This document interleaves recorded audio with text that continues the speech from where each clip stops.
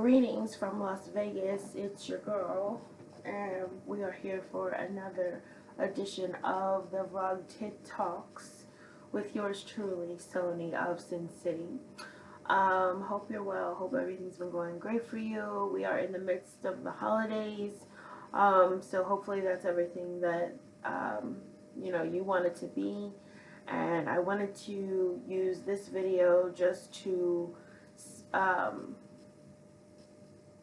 I guess be as like candid as possible and say hopefully you are, if you want to be surrounded by loved ones during this time, hopefully you are. If you prefer to be alone during this time, hopefully hopefully this season is going however you like it to go. If you really don't celebrate like that and it's just another day and it's not a big deal for you, honestly, like I'm happy for you. Do your thing, because the real thing about life to me is for you to be happy. It's if you like something that's not conventional during the holiday seasons or any time in your life, hopefully you're surrounded by your circle or whoever you deal with is understanding or accepting or being whoever you need them to be at that time. But I know that the holidays can be difficult. When I was in the military, we would have what's called what they used to call safety stand down, and they, out of obligation, I know some, not trying to say some people didn't actually care, but suicide was real, especially around the holidays. We had some people who were running away from their past, or they didn't have a good situation at home, which is part of what motivated them to join the military. So the holidays kind of highlighted that for them, and for some people it's difficult. I had mentioned in previous videos that things have gotten kind of weird with my immediate family. And I'm not saying it in a shady way. I'm saying that that's just kind of where it is, my perspective. We've all kind of grown in these separate ways. I think is the best way to say it. Again, my perspective, and it's not like this isn't about being a pity party. It's more just about. I'm just trying to convey that I understand if you are someone that finds yourself to be a solo rider for the holidays. I was laid off right during the holidays, during the week of Thanksgiving. So my plans to go back east were, my family and loved ones and different people that I'd like to see during the holiday season. The plans that I have for that had to change out of obligation. So I think I had mentioned in a previous video that I'm glad I'm somebody in this case that's not, so emotionally attached to the holiday season that this isn't something that I'd be able to handle emotionally.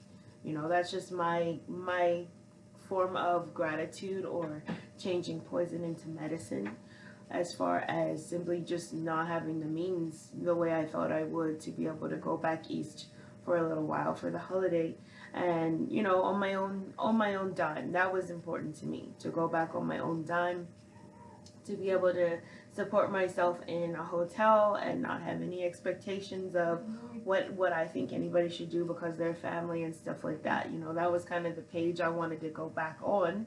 So since that wasn't the way that I felt I was going to be able to do it, I decided, okay, well, I guess I'm sitting this holiday season out. It's not to say that I don't still make plan of determination to visit. The holidays don't have to be the only reason that you decide to visit home. But as far as, the holidays, it was looking like I was going to have my shit together, if you will. And then when things changed, I had to, it could, again, like survival. It couldn't be about, being devastated that I wasn't going to get to go back east and oh my god, my life is ruined. I couldn't let that destroy my happiness. So even though things didn't go the way I'd like them to, I still got to rejoice in the fact that I was not emotionally undone. Again, like I'm always telling you guys, the show had to go on. The show has to go on. Sexy. So anyway, I just wanted to say to you, I don't know you. I don't get like hella views. But if you are somebody that takes time to catch this video, or you've watched my videos, or you're just tuning in for whatever reason, just know you are, um, if you are somebody contemplating suicide or self-harm, or you're feeling like you're in a dark place, or maybe you're somebody that has no reason to feel like you're in a dark place. In other words, you have everything that everybody could want, but you're still feeling kind of empty inside for whatever reason. You're just feeling kind of down, whatever reason. um, please consider sticking around. I'm not an expert. I don't have the right words other than Nam Myoho Renge Kyo. Like, if somebody were saying like I'm gonna end my life if somebody doesn't say the right, some kind of magical word to me, all I would have is Nam Myoho Renge Kyo, which is the Buddhist chant that I use, when I'm having those feelings. This time last year, I was feeling very strongly about ending my life. I was talking about it, quite a bit. But since I'm a dramatic person, I think a lot of people just were, I think, hoping that it was just me being dramatic. But at the same time, I think some people were even acting like they would have been relieved that at least I made a decision, you know what I mean? So I didn't necessarily, I don't want to say like, oh, I didn't have the support, because that's not true. But as far as like nobody could want me to live more than me. That was kind of the type of support I had, is that people were going to be supportive. Like, you know what, Sony, if you want in your life, like, okay, like, you already made it clear nobody can stop you for anything. You do what you want, blah blah blah. They were kind of coming to me. This was the type of supportive vibe that I had most, like, that stuck out to me, is that there wasn't anybody like being very dramatic and, oh my god, like, whatever it takes and da da da da. And I'm not saying it in a complaining way, but if you are somebody maybe you're going through for whatever reason, so let's say that ending your life is not totally off the table. You kind of just, maybe you feel like a plateau or stagnating, or just, whatever you're feeling. I, again, not an expert, can't give you any guarantee other than chanting Nam Myoho Renge Kyo. If you are determined to end your life, please consider chanting Nam Myoho Renge Kyo before you do. And I know maybe there's some people, I don't even know who, I can't even imagine who's going to tune into this video, because I don't know what I'm going to title it. But I'm sincere when I say that, you're in the driver's seat. You may have support around you that just doesn't sound like support at the time. And I'm not trying to excuse anybody being callous about your situation. I'm just saying that when we're suffering, it can be so difficult to see things clearly. And sometimes, just the way things added up for whatever reason, it may feel like, maybe it does feel like nobody cares. Maybe it feels like people are encouraging your ending your life. I don't even like saying the word, but it may not be the support you imagined. But look first at what kind of support you're offering. I'm sorry. Excuse me. Sexy. I know, like, this is supposed to be like the serious moment, and I'm coughing it up. Anyway, I just hope that, if the support system is a factor, please still consider the support that you're having for yourself. If you don't feel like anybody's championing you, please, one last good try of being your own champion. If you feel like you're at the end, chant. I know that maybe you've never heard of Buddhism, or maybe Buddhism is like so not your thing. Maybe you never would have considered it, but I'm definitely chanting for you to be victorious, whatever that looks like for you. And I'm just trying to. I know that I know how it feels to want to end your life and for it to be like so matter of fact, at least for me, from my experience. At that point, it just looked like it was just pointless to continue, and it felt like I was a burden on everyone. And it felt like even when I was trying, the solutions were not panning out, and I finally was getting to a point of frustration where it's like, okay, well, if my efforts aren't panning out to anything, and nobody wants to see me even get out of this pit, then fine, I will just lay here and die. Like, what's the point of fighting anymore when everybody is just watching me, or I'm having this feeling of that, or they're judging me, or just whatever reason that I feel like I'm still very much alone. But when I chanted, at that for me, it was a crucial moment when I chanted, which I have been chanting my whole life, but at this moment, I was it really had to work. Put it that way. It really had to work. I didn't have any other reason to continue but a spiritual vow that I embrace as a Buddhist. Despite whatever hypocrisy, mistakes, negative karma, negative causes, imperfect things that I do throughout life, I acknowledge that I made a vow in the remote past to be a bodhisattva of the earth and chant Nam Myoho Renge Kyo. So at that point, for me, when I chanted, it was like, if this is real, then I will live. And if it can't, even if it is real, if it can't help me, then it doesn't, even that doesn't matter, because I'm going to end my own life, because there's just no point.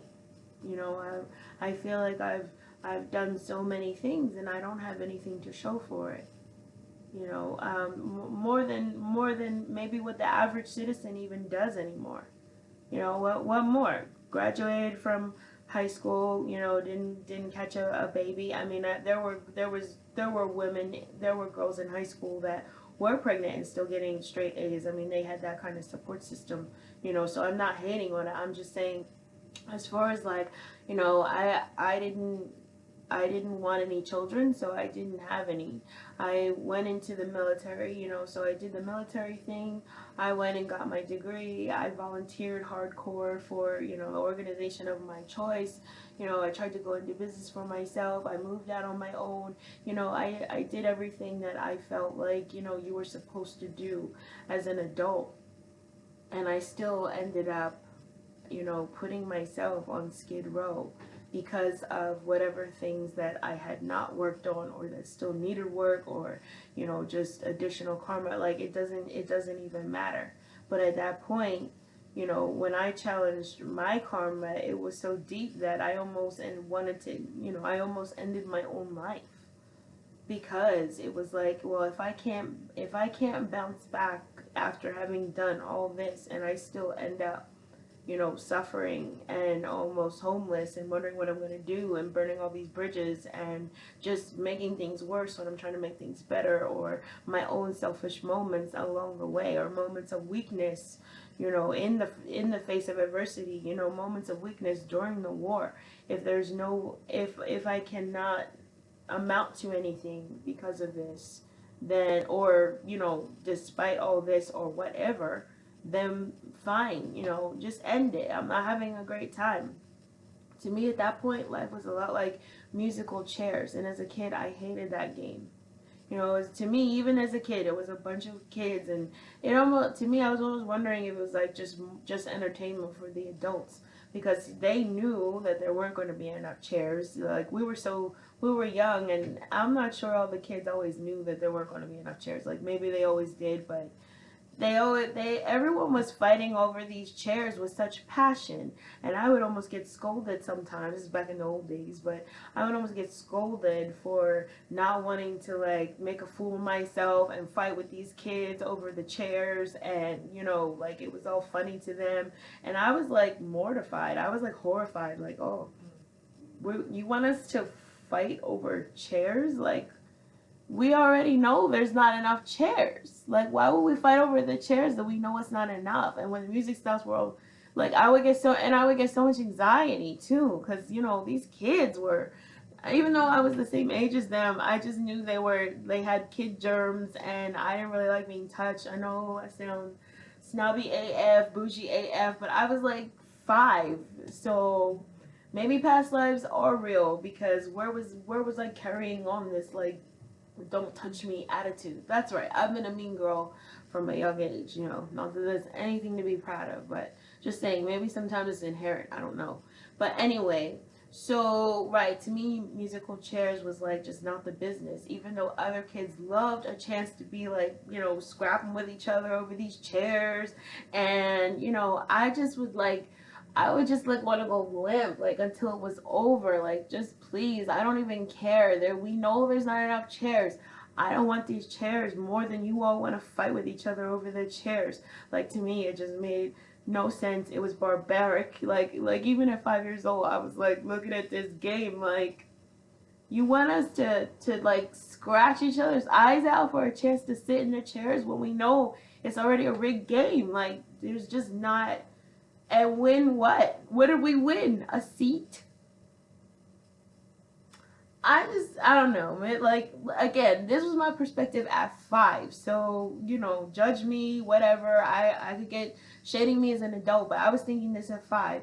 So, anyway, to me, life had kind of pretty much presented itself in that way, or that's the life that I had established at that point, is that life was like musical chairs. It was already a rigged game. It already seemed like a shitty game. I don't want to scrap and claw and like fight with people for a seat at the good table. Like, life wasn't, to me, life wasn't right. The reward of being the one who sat in the chair of the rigged game after he clawed and maimed at all these different people, or she, or them, or they, trying to cover them all, catch them all. Gotta stay with the times, you guys, Anyway, regardless of your gender, whoever was fighting over that chair, right, to me, the chair of getting to sit at life, just wasn't great incentive, honestly. But for me, at least, I chose to kind of take on the perspective after chanting, and really just like wondering if I was even going to wake up. Like, and it's not like I went and got some pills. Like, I didn't make any effort towards ending my life, but I was just like waiting for it to be over. Just like in musical chairs, the way I used to play musical chairs as a kid,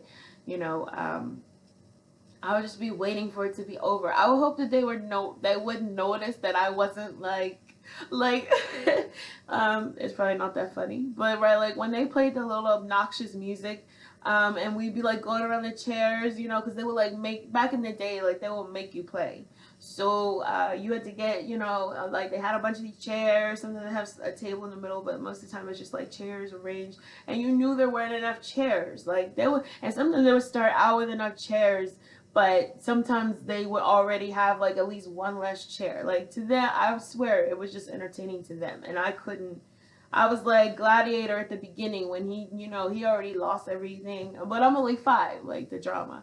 So anyway, my point is that like I just didn't want to I didn't care about being their performance circus monkey. Like, to me, that's all it was, because they already knew there wasn't enough chairs. So I know I've said that 1,000 times. But anyway, so to me, life was like that, and I wasn't gonna fight with everybody to sit in a chair, and then it was already rigged, and by now I had done too many stupid things where I couldn't even get like a good chair, and to me it was like, okay, well, if I already effed up, that I'm not going to get a chair, or like I don't want to fight with everybody to have this chair, or I don't want to even fight with life. I don't want to fight. I'm so tired. We already know this game is rigged against me, you know, kind of having this attitude. So there just wasn't any reason to go on. To me, it was like, if I can't live their dream life, then what am I doing here? Put me back in the stars. Like, this isn't anything to fight over, like, you know, to fight for the chair. So anyway, I decided that yeah, and different people have different guidance about that, or whatever, you know. Please, if you're open to it, consider whatever form of professional help, or counseling or free services. You know, there's just so many people. Trust me, I got many lectures about how many resources there are, and the resources, and oh my god, resources, and you just better resource, and how come you haven't resourced, and you know, you deserve to kill yourself if you haven't looked into the resources. You know, I'm not trying to come at you that way. um but at the same time, what we can extract from all that trivializing somebody else's emotional threshold, what we can extract from that, the value, is that, right, like, if you haven't tried everything, then right, like, how can you say that's an authentic, you know, situation? How can you say that you definitely checked into the value of your life 100%? You know, you did everything that you could do, and we're not just talking about pandering to groups, or, you know, like, and I'm not trying to say like nobody deserves sympathy, but just because you didn't find like your niche of support, have you tried every niche though? Like, okay, if the conventional ways haven't inspired you, the way musical chairs was supposed to be a fun kids game just didn't inspire me, you know. But my support system at the time was my teachers didn't care. It didn't mean they wanted me to die, but they didn't care. Like, oh, clearly she doesn't like this game. You know what? Us making these kids battle like Pokemon, even though Pokemon didn't exist yet in the States, because it was like, what, early 80s, showing my age. But anyway, right, like, it's not like they stopped and said, hey, you know what? Battling these kids like pre Pokemon reference kids is like not cool. You know, we should consider their feelings, and if they don't like playing the game, then we should let them do an alternative quiet thing. No, they were like, you know, get in there, kick me like a little street urchin child, you know, that I guess I was, apparently. So my point is that just because I wasn't feeling that support system analogy for the present moment, doesn't mean that they wished me harm. Just because musical chairs wasn't my game doesn't mean that, you know, I had to just give up on life, if you will. Okay, so what does it take to get past this phase? Am I gonna just let musical chairs be the end of me just because life presented this silly stupid game to me back then and now? Okay, if life's a fight right now, is that going to be my undoing?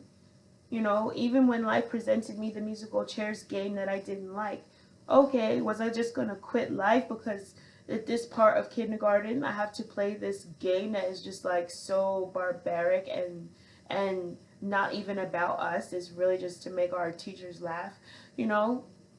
No, I wasn't gonna be defeated by musical chairs. And maybe it's not as simple or goofy an analogy of musical chairs for you, but just know, like, I challenge you to try everything. And if you haven't tried Nam Myoho Renge Kyo, then please, what a great opportunity to challenge this practice. You know, and again, like, I'm not trying to brainwash you. I'm just presenting some different ideas for your consideration, like my man Rod Serling used to say, submitted for your approval.